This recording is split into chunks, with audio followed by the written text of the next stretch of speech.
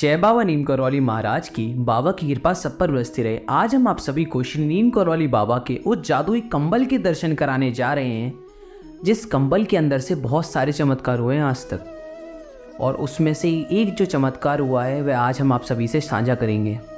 तो बिना देर करे इस वीडियो को शुरू करते हैं और आज आपको इस जादुई कंबल के बारे में रहस्य सभी के सामने पता चल जाएगा।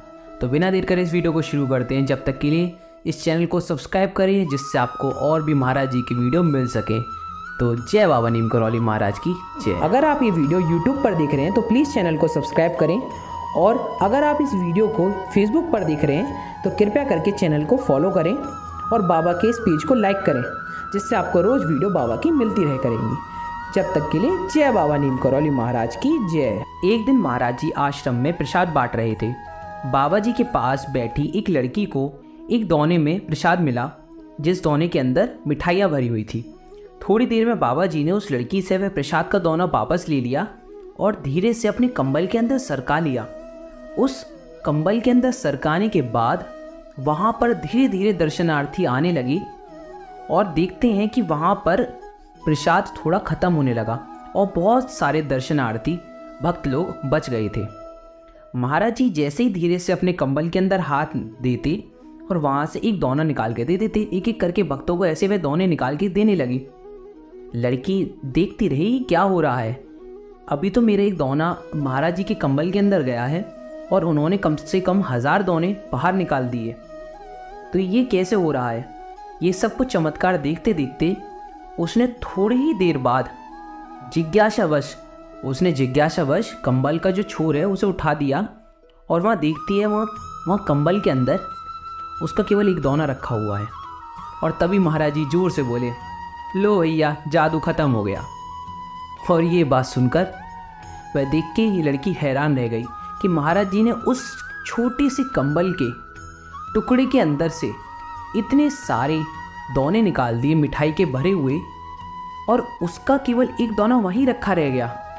तो वे सारे दोने कहाँ से आए।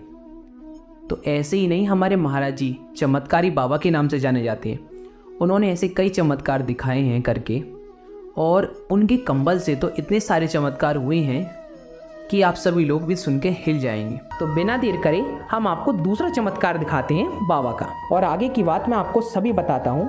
वह बात ये थी कि बाबा से मिलने एक साधु आते हैं, जो कि बद्रीनाथ के यात्रा करने के बाद आते हुए कैंची धाम पहुँचते हैं, और बाबा जी की यश गाथाएं सुनकर वे आश्रम में आ गए। परंतु वह बाबा का वैभव देखकर बाबा से ईर्ष्या करने लगे और बोले, बाबा बनकर संपत्ति संचय करते हो। बाबा जी उस समय हाथ सेक रहे थे। फिर थोड़ी देर में उस साधु ने बाबा से फिर कहा, बाबा बनकर संपत्ति संचय करते हो, लालच करते हो। बाबा ने उसे अपने पास बुलाया साधु को, और उसकी कमर में से जो कुछ नोट घुसे हुए थे उसने घुसा रखे थे, खोस रखे थे, और उसकी जेब में से नोट निकाले और उस अग्नि में सुहा कर दिए। और बाबा ने कहा, जाओ अग्नि से अपने नोट ले लेना बद्रीनाथ में। थी कि बाबा को ये बात कैसे पता चली कि नीम करौली बाबा ने उसे ये बता दिया कि बद्रीनाथ से वह आया है। ये सारी बातें केवल वही जानता था और कोई नहीं, और प्रभु जानते थे। ये सारी बात बाबा कैसे जान गए, वह उस बात से आश्चर्यचकित हो गया। और बाबा ने फिर एक और चमत्कार कर दिखाया। बाबा ने कहा, वर्तमान समय में साधु गेरुआ वस्त्र धारण करते हैं, उन्हें साधु कहा नहीं जाता। साधु वो होते हैं जो सन्यास का मूल उद्देश्य समझे। ये बाबा ने कुछ बात बताई, और फिर बाबा ने क्या करा, अग्नि में से अपने चिमटे से एक एक करके हर तरीके के, हर प्रकार के नोट निकालने शुरू कर दिए। हर करेंसी के भी नोट निकालने शुरू कर दिए। धीरे धीरे वहाँ पर नोटों का अंबार खड़ा कर दिया। तब वह साधु भी बाबा के चरणों में गिर गया और बाबा से बोला कि बाबा मुझे क्षमा करो, मुझे अपने घमंड और इस लालच से मुक्त करो, मैं आपकी शरण में आना चाहता हूँ। बाबा ने यही कहा, शरण में आने के लिए आपको केवल प्रभु की आज्ञा माननी पड़ेगी, और प्रभु की आज्ञा ये है कि लालच और घमंड को छोड़ दो, मैं आपके साथ रहूँगा हमेशा। ये बात बाबा ने कही, और बाबा ने कुछ बात और बताई उस साधु जी को। वह साधु को ये बात बताई कि साधु सन्यासी गढ़ जनसंख्या के लिए नहीं होते धरती पर, वह सब लोगों के लिए तपस्या करते हैं। वेदत्व का ज्ञान, उपनिषदों का ज्ञान जीवन को त्याग और वैराग्य से जीते हुए ईश्वर में भक्ति में विलीन करने के लिए प्रभु के लिए सभी भक्तों से आशीर्वाद मांगते हैं। ये असली सन्यासी की पहचान है।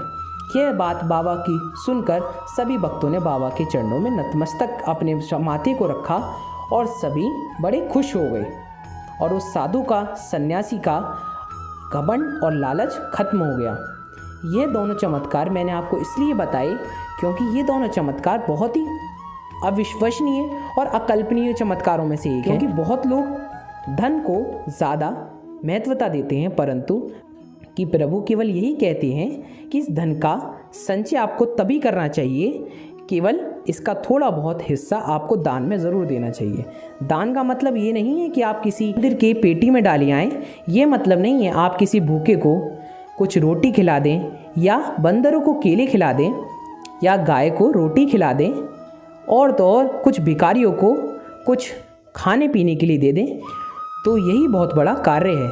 तो आज की वीडियो बस यहीं ख़त्म करते हैं। अगर आप ये वीडियो YouTube पर देख रहे हैं तो प्लीज़ चैनल को सब्सक्राइब करें, और अगर आप इस वीडियो को Facebook पर देख रहे हैं तो कृपया करके चैनल को फॉलो करें और बाबा के इस पेज को लाइक करें, जिससे आपको रोज़ वीडियो बाबा की मिलती रह करेंगी।